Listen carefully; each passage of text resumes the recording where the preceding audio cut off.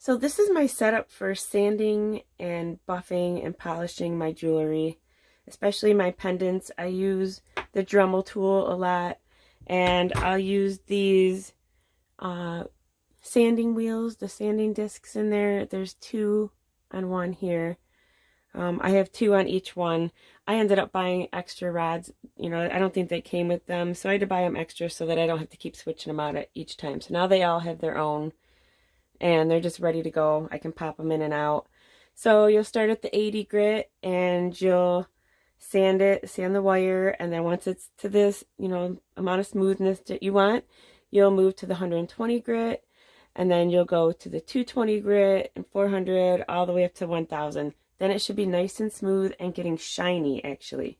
So after that, you'll be ready to move to the buffing wheels and the polishing wheels. And what I like to do is I use the Dremel. I have the buffing wheel on there. And what I'll do is I'll use this Fabuluster, and I'll put a little bit on there. And when I'm buffing out my jewelry pieces, it's getting it nice and shiny. This stuff is really amazing. So get some of that.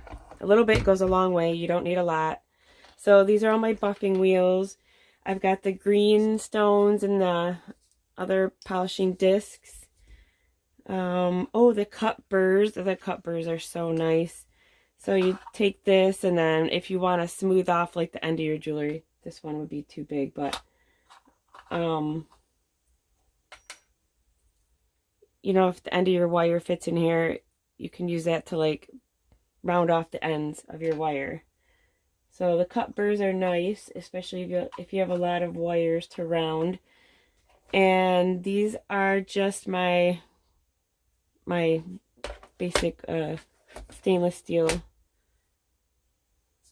So that's about it. Oh, the microcrystalline wax polish, I'll put this on at the end of my pendants. After I'm all done, I'll put some of this on there, especially if I tarnish it on purpose.